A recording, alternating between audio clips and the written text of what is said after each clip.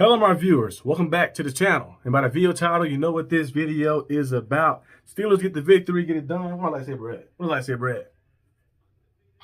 Get it done and handle business. I told all the Ravens fans, I told them, they kept bringing up excuses from last season and things happening and all type of things going on. But the Steelers handle business. There was no excuses this time. No excuses, nothing that crazy happened.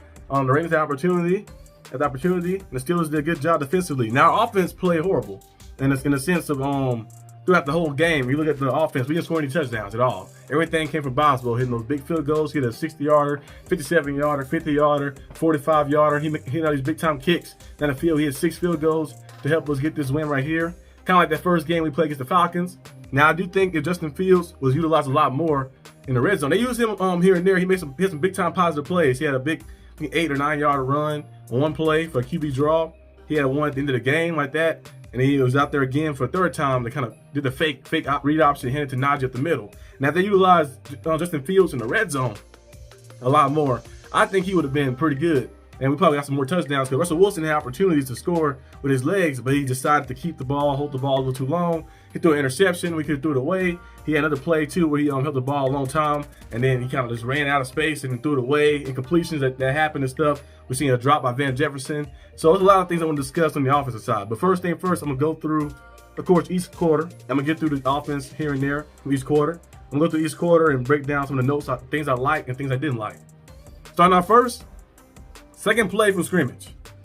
Herbig with a strip tackle. The second play of the game. Second play of the game, Herbig went out there and did a phenomenal job. Coming from, of course, he's on the right side. Yes, coming from the right side, and coming all the way across to get to Derrick Henry. And the Steelers been doing a good job at that all season, just punching the ball out. He get there on the right side, hit the ball out Derrick Henry's hand, ball fumbles out, get recovered. Steelers in red zone position. Now, and the offense just couldn't capitalize a lot on some of the turnovers. Got a field goal on that one. The defense was playing great throughout the first quarter, doing things, keeping the Ravens contained, keeping everything locked in, but the offense wasn't really getting anything going. But like, it's the first quarter, so we'll see what happens in the second quarter. Second quarter come, of course, and the offense still playing a little horrible, playing a little slow. We got another field goal out there, of course, and I think the score was 6-0. Ravens got down the field though. They made a big play. Got a big play down the field. Derrick Henry had a big run. Some things happened, and then Derrick Henry got to the goal line. He rushed in for a touchdown, and they went up 7-6. And then the Steelers looking kind of a little dead in the water, in a sense, offensively, and went out there and tried to get a drive going. Just couldn't get it done.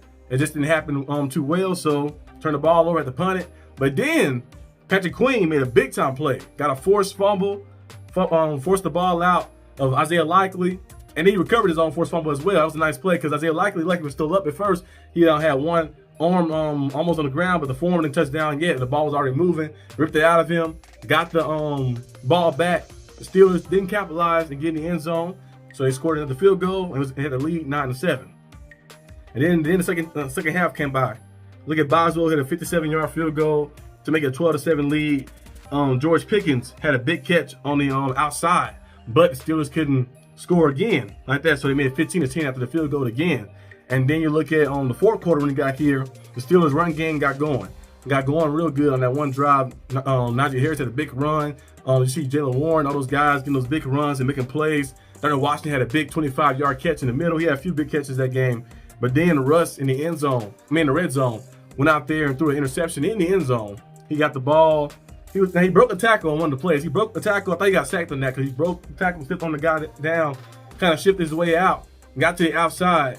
Instead of just, if he wanted to give Darnell Washington a chance, he could have tossed it to him or was in front of him. He threw it over his head, like that over the top. I thought he was going to throw the ball away, keep the field goal, make it 18-10. He decided to throw it up like that. Marlon Humphrey was right there, the only person in proximity because Darnell Washington was far back. He threw the ball way too far over, and they got picked off.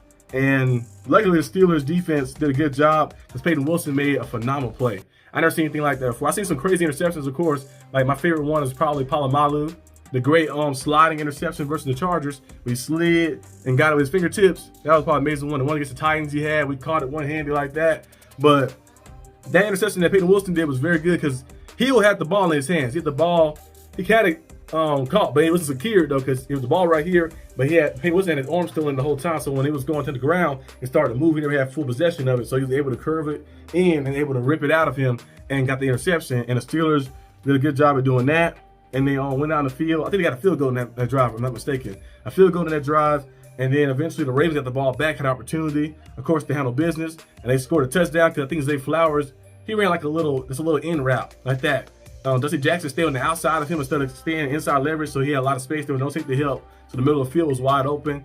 Got inside of him, threw the ball, wide open touchdown, walk in. Now the Ravens was tempting to call a QB play, I think QB run play as well. I don't know if Lamar was going to do like a fake and then do a little jump pass over the top, but Coach Sutton called timeout. And then they did one where the guys ran one away, and then Steelers got through. And Lamar, I guess he supposed to throw the ball, but I guess it wasn't there, so he tried to toss it, do something, to a conversion, didn't work, and they didn't cash in on it, and Steelers hold off. And then you look at the last play, last little drive we had. Justin Fields come out there, get a big time run, he had an 8 or 9 yard run.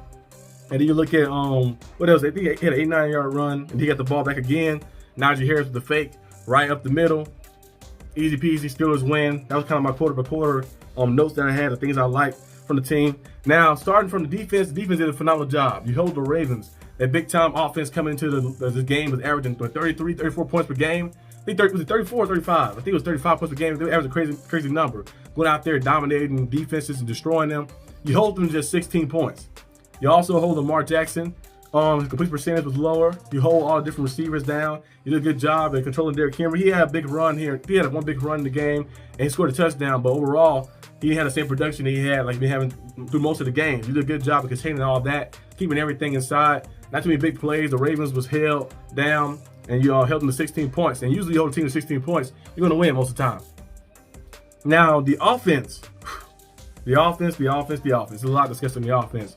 First thing first I don't like about the offense is Mike Williams' utilization. You barely use Mike Williams. You had Van Jefferson and Calvin Austin taking more snaps than Mike Williams. I know Calvin Austin and Van Jefferson been here longer than Mike Williams, but those two guys and two individuals are not those type of game changers on the outside. I feel like it's better for us to go out there and maybe use Mike Williams, a big target who's 6'4", 6'5" on the outside, who has this a crazy catch radius, who can go up there and get the ball, high point it, and do different things. You see some plays that Calvin Austin had. There was one play, Russell Wilson threw a deep ball to him. It hit him right on the shoulder pad, hit him right here. Right on the shoulder pad, right there. He bounced it up. He got picked off. Luckily, hit the ground like that. But and Mike Williams on that side, he catched it. George Pickens had one on that side. He caught his like that. So, yeah, opportunities to use Mike Williams in different spots. You give him a chance, and you still really haven't utilized him. You targeted him one time in 2 weeks, and he caught a touchdown. And that one time you targeted him for 32 yards, and that was the game-winning touchdown from last week versus the Commanders. So we need to start utilizing Mike Williams a lot more. Another thing, too, as well, Russell Wilson. You got to stop holding the ball that long. You was doing a good job at first when you first started, because he kind of played a little bit more like that first quarter we seen with the Jets.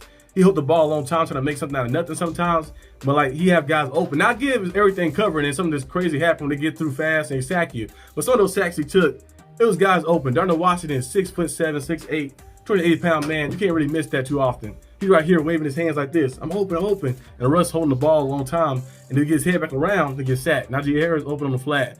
I know Najee Harris had one drop on one of those checkdowns, but besides that, open on the flat. Warren open on the flat. A lot of different guys. Pat Fryer with different guys open, waiting for him as a safety valve for him to like bail himself out a little bit. But he decided to hold the ball, looking for a deep shot. But you see in the fourth quarter, he started utilizing those screen passes, those short passes to the running backs. So like you have Warren and Najee. Those guys usually turn the 3-yard catch to like a big gain, like a 10-yard gain or something. Darnell Washington and those Pat Fryer with those different guys in space that can make things happen. Stop holding the ball so long. Deliver the ball off quick and fast. Against the Giants, you did it. Against the Jets in the second half, you did it. Against the Commanders, you did it too as well. Stop holding the ball so long. Get it, drop it, boom, pop it. Get it, drop it, pop it. It's actually kind of a song. Get it, bop it, pop it. That's what you gotta do. You shouldn't be holding the ball like this when you're dancing around. Don't like moving around and stuff like that. Like you ain't got time for all that. Like that. Get the ball, drop back, and deliver. And then sometimes the opportunities come about. Take a deep shot down the field. You can go out in there, maybe get the ball, play action pass, and sling it down the field. Maybe if it's there, but you ain't got to make a big play every single time. Sometimes you can just take the little plays that build up to a big play. 3-yard gain, 5-yard gain, 2-yard gain, 7-yard gain. They're playing like smart. They're playing like little small and short stuff. They're going to step up eventually. And then, especially when you run the ball well too, and we started doing a little bit more.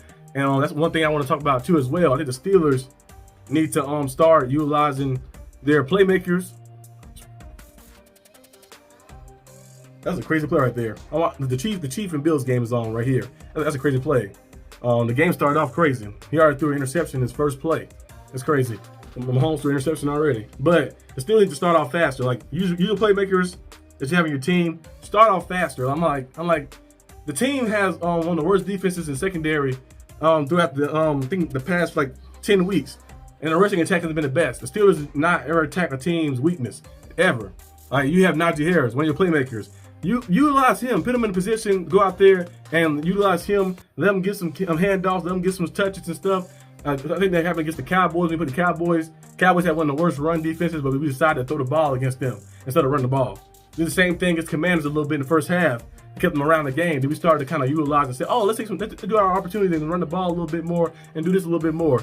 Start attacking the team weakness. We start doing that more often. We start doing that more often, we can see more success. I know we won this game right here, but still a lot of things we got to clean up. But I just hope we can get those little things kind of fixed. It's just a little things like Russell Wilson holding the ball a little too long. It's us not being able to attack our guys and us not utilizing certain players. Mike Williams, a guy who we traded for. When we were our team receiver 2, we was like, dang, we ain't got a receiver 2 out there. George Pickens by himself, really. You got a guy, Mike Williams, now, and now you want to utilize him. I don't know what happened. He wasn't hurt. They didn't say anything about him being injured or anything. We don't want to utilize him. He didn't get targeted once. So start utilizing him. Start utilizing the different playmakers on our team, attacking team weaknesses, and we'll see ourselves getting back to that level. I know, but I'll take the win, though. I'll take the win. We're 8-2 now. They have a little hold of the division. The Ravens have 2 less losses than us as well. Steelers handle business, got it done, and now you're sitting at the top of the AFC North right now, 8-2. You play the Browns in a short week on Thursday, so that should be an interesting one. We'll see what happens with that one. We should win that one, but we'll have to wait and see on what the Steelers do, and all the injury updates as well, because a lot of players went out in and out. JPJ hurt his leg, and different guys coming in and out of the game. You know, sometimes you can get injured in the game and come back, but then later in the week, the next day, you might wake up and you see your ankle swollen or something like that. So hopefully the guys that got injured and came back in the game, they all are good to go Thursday, because we have a tough game against the Browns as well. Division matches is always tough. So we'll see what happens with that one. But that's all I have for today's video. I hope you guys enjoyed it. If you did, like and subscribe for more content. I'll see you guys next time on the channel. Here we go. Here we go.